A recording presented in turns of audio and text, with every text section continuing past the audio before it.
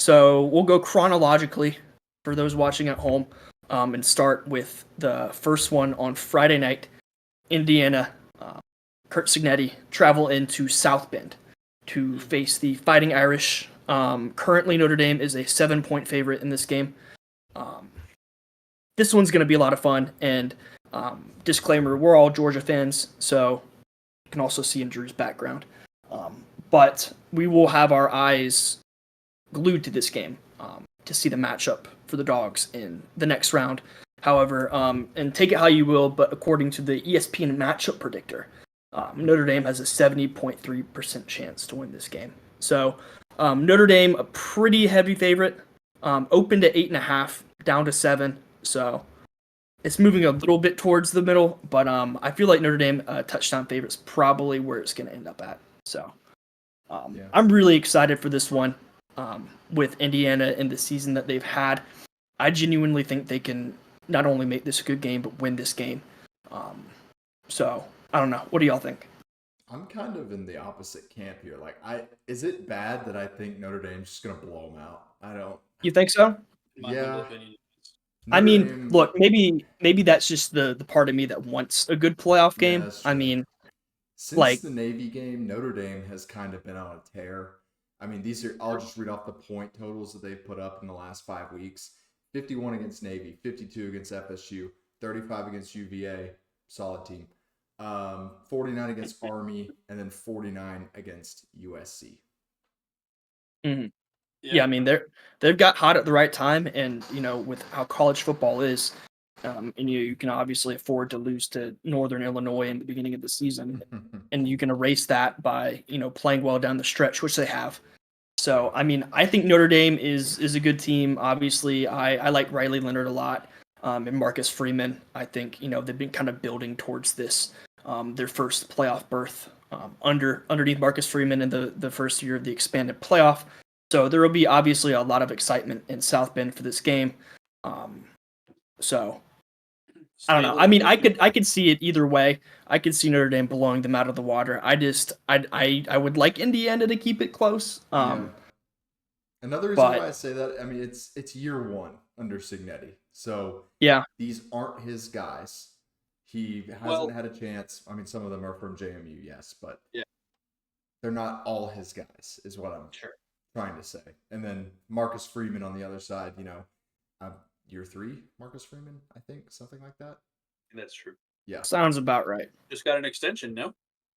Yes, he did. Mm-hmm. I critiqued that earlier today. I saw. You are my source, so. That's true. There you go. I don't think terms were ever announced, but I know it's pretty big. It puts him among the highest paid in the sport. So what a vague announcement. I know. Yeah. Notre Dame, I think rightfully so. Private institution? Do they have to disclose that if they're a private university? I don't know if they do. I don't think they would. Yeah, if you don't have to, I don't think you should. Let me see. No. There's no reason to, but census designated. I don't know what that means. Notre Dame is a private school. Yes. Okay, so they don't have to disclose. We probably won't be hearing the details, but I think Marcus Freeman deserves it. He's brought Notre Dame back to relevance. Kind of. So. Yeah, kind of. Like he wins. I don't know. Like he wins like the games that like he should, except for like the one random G5 school. Yeah, NIU last year was Marshall. Like yeah. It's just like does he overlook them? Like is that just like he has a hard time rallying the guys to kick the living crap out of teams they should kick the living crap out of? Like I don't know. I understand it's hard to keep like a bunch of 18 to 22-year-olds focused on anything, much less a team that you're favored by 40 over. But yeah, take that off the resume, and he is like the perfect coach. I mean, he's young, he's winning, he's a good recruiter, he knows how to scheme it up. It'll be very interesting to see if he can coach in the big time moments. Because I think like this will be the biggest game of his career to this point. So that'll be fun. Yeah. But yes, all that being said, Signetti is a proven winner. He has won wherever he goes. Yeah, I do understand it's year one, and that he's already exceeded expectations, especially at a school like Indiana. But I did take Indiana plus 7.5. I think it's a one possession game. I took that like a week ago. Wow. I was well I was kind of Got on thinking it early. yeah. Well, I was thinking the line was going to move. Like I was thinking Indiana was going to get a lot of charge going their way. There's still time. It's down to Yeah. 7. It opened at 8.5. So at Yeah. least on Yeah. ESPN. You got time for it for sure. Yeah. I mean, it's fine. Like I'm not going to mess around with like trying to find the right line, but Right. I think it's a one possession game. I mean, Signetti's a good coach. He's had, neither one of these teams played in a conference championship game, so like they've both had the same amount of time to prepare. Now, not necessarily for each other, Right. but well, yeah, they have had the same amount of time to prepare for each other, just not as long as I was originally making it sound to be. Mhm. But I think he's a great coach. He's gonna have the boys ready. I don't think South Bend is gonna really be that kind of a daunting environment. Just because UGA fans were able to take that place over pretty much, and Yeah. Indiana's a lot closer than Georgia. So Yeah. No, I'm sure that there would be quite a few Hoosiers fans showing up to represent. I don't know if this is a cop out, but I think it might have a similar script to the Ohio State game. I think Signetti is a good enough coach to keep him in it down the stretch. But if anybody watched that game, it kind of just came down to, honestly, special teams played a really big part in it. Yeah. And that's really where your depth and your athletes can make the difference. Jimmy's and Joe's. Yes, Exactly. So I think it might come down to that. Obviously, I think Ohio State's a better football team than Notre Dame. So I think Indiana could, very easily make it a one possession game. Because I believe they lost to Ohio State by a couple of possessions. But in the end, in South Bend, I think it might be a little bit too much. Which, I mean, even if Indiana doesn't win this game, I think, year one under Signetti, like you were saying, that it's a massive success to take Indiana from what they've been. They've been the bottom feeder of that conference for a long time. Pretty much their entire program existence. Pretty much, other than that one blip. Bottom feeder.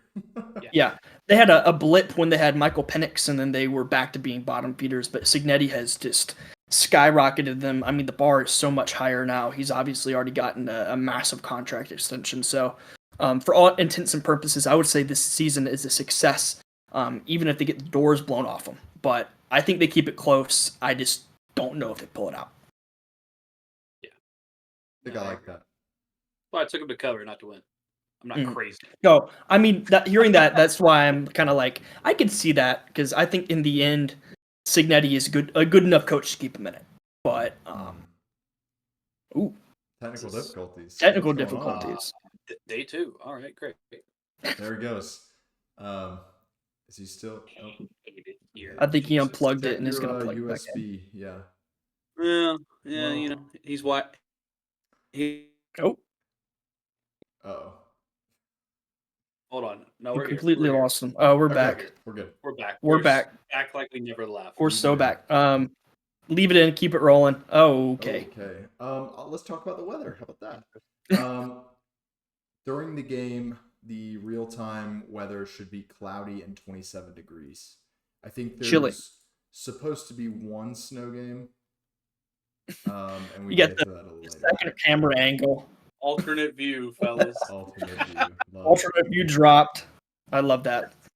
He's resourceful like that. He just adjusts Mhm. at the drop of a hat. We're back. Just Yeah. like Signetti, just adjust to the situation at hand. There you The go. weather. That's all you can do. But yeah, gonna be a chilly one. Obviously, both these teams play in Indiana, so they should both be able to fight through that. We'll talk about the weather a little more when we can get to the Ohio State-Tennessee game. Yeah. I've heard a lot of discourse about that and I have thoughts, but we'll save that. But yeah, it might be a ground and pound game potentially. I think colder weather probably lends itself a bit more to that. So we'll see. But I would love Indiana to keep it close. It'd be nice. Yeah. No, I think that'd be good. Good not only for the program, good for the playoffs, because Yeah. For Georgia. I think, yeah, good for Georgia, especially Put because I more feel on like tape. historically speaking, I think that Notre Dame has not done well in the playoffs, like losing by multiple possessions, and that has been, one of the things that's been like, well, in a 14 playoff, they're never going to make it back in because every time we put them in, they lose by 21 minimum. And now they're the favorite, so it'll be very interesting to see what they do in this situation. Yeah, I mean, I think that might be an extra layer of added motivation. I mean, I know probably none of these guys on this Notre Dame team were around when they last made the playoff. Obviously, it's been a while, but I think that's probably in the back of your head is like Notre Dame kind of has that reputation of, oh, they get in the playoff, they're kind of an easy out, you know. Mm-hmm. So I think that's definitely in the back of the head of Marcus Freeman. Like we were saying, the biggest game of his career probably so far. So I think they probably come out swinging. But I'm excited to see it. This will be the first playoff game of the entire season, so it'll be hopefully a good one.